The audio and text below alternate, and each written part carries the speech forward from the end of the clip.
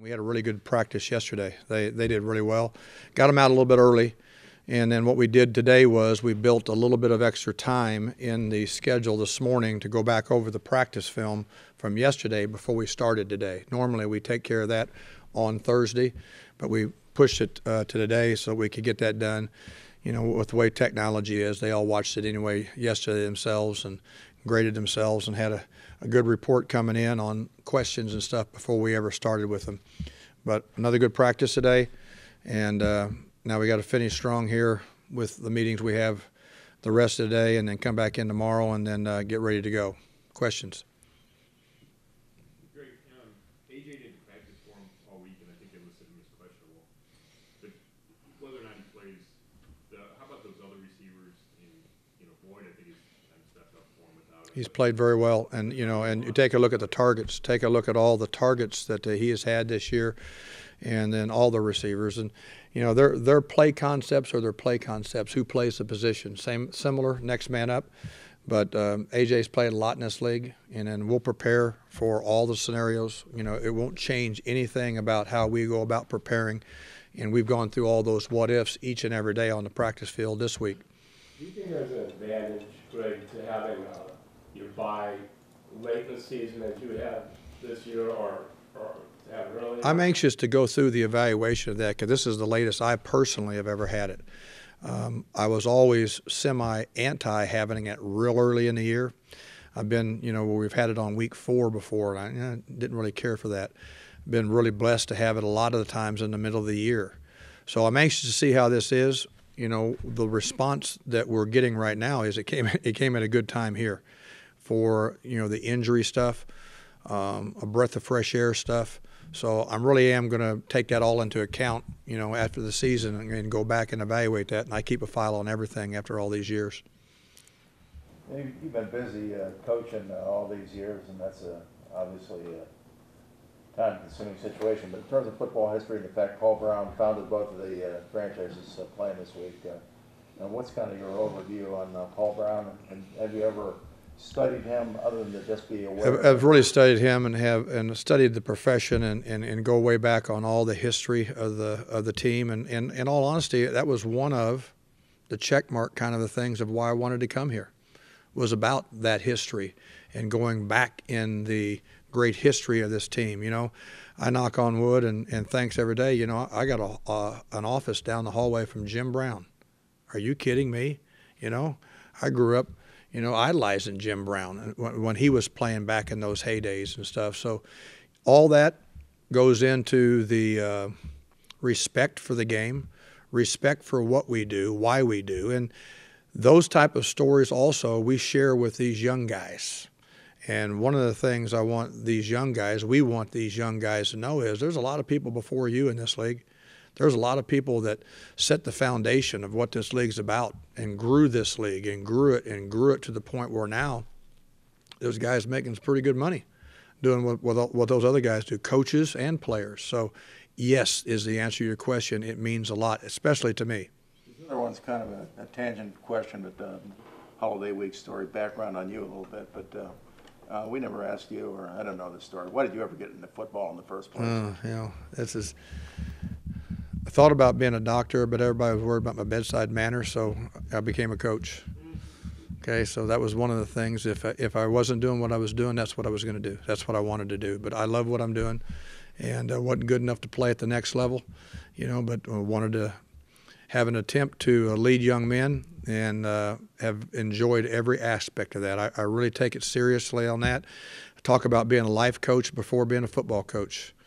And talk about discipline, focus, accountability, and all walks of life. That's how I was raised. Both my parents are living back in the same old hometown I grew up in. And I talked with them quite a while yesterday. One of the things I talked with each player here was making sure they give thanks and called every family member, every friend that they had, and give thanks to yesterday. And I talked to my mom and dad quite a long time yesterday. Last part of this, I'm sorry, but the last part is you were a high school coach, of course, for quite a while. Was there a time when you thought that was going to be your life, coaching football, teaching in high school? Yeah, and I would have been fine with it.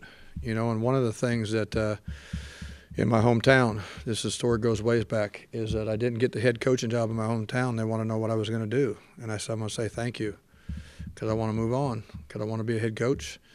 And I would love to coach college. And then, one of these days before I hang it up, I'd like to coach in the NFL. And they laughed at me. 26 years later, I brought all those people on that committee back, and they had to take a picture down at my foundation with me and the Super Bowl trophy. And the message was this: why put a cap on any child's dreams? I wasn't a child at the time, but why would you do that? And if you want it bad enough, you're going to work hard enough at it, take advantage of what you can do, and do it. And it's been a good example for a lot of things in that little hometown where I grew up in. And I appreciate those people a lot. That's why I go back every summer for the foundation stuff that we do for kids back in that hometown. Did you go far enough in the thought process to ever figure out what kind of doctor you would have been? I was looking at orthopedics, yeah. And now I have a tremendous, one of my things is I love brain science, okay? And I love neuroscience. And it's one of my hobbies, and my wife is a doctor. She's a clinical psychologist, so I married a shrink. I think she wants to write a new book, so who knows? Yeah. Evidently, right now, it's a full-time job trying to take care of me, I'm sure. Can you talk about this Bengals defense a little? I mean, you just look at the statistics and everything is 32nd, 31st, 30th across the board. They just look so bad overall. What's your view? The things that I have looked at and helped our guys a little bit about is that how they can play better in space. They've had to battle the injury bug too, and a lot of that has been they changed a little bit of a style of defense that they've been away from what they've been doing for a long time. And sometimes those type of things, and I've been a part of that too, had to learn the hard way a long time ago. It's not what I like to do; it's what the players can do, and revamping things maybe back to more now what Marvin does. I don't know for sure on that, but they battled the injury bug, and sometimes that hurts it a lot. And they played some high-profile teams too that can move the ball and score the points, the same guys that we've been playing. And there's been a lot of very high-octane offenses that the AFC North has had to play this year. So, and that leads to some of that too. I know you said you weren't going to change anything because of Hugh being there, but did his name come up a bunch during this week as you were? No, really, our guys have been really focused about that, and unless they came up to you guys, whatever you're asking or talking to them, but not in our meetings or all that kind of stuff, no. Circling back on this one, too, earlier in the week, we were talking about the road losing streak, and you said you'll use anything you can to we did. motivate guys. Can you kind of update us on what? No, I just brought it up, just brought up the points, brought up the stats, and don't hide from it. Okay, be aware of it. Okay, and how are we going to use that information? And yeah, we started the week out with that. Yes, it was because of you. No, I'm just kidding. Yeah.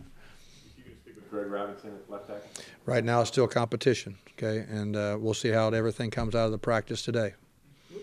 On that, what has Greg Robinson not done that he hasn't secured that job? All that, and the big thing is this, is that every single player, especially with me being involved, is every day. I don't care. There's no such thing as starters in this league. Who plays the most is who practices the best, who does the best. You got to go about doing your job every single day. Okay, and that's how I've always looked at it. And the respect on your team and the respect from your locker room is they see coaches understand that too.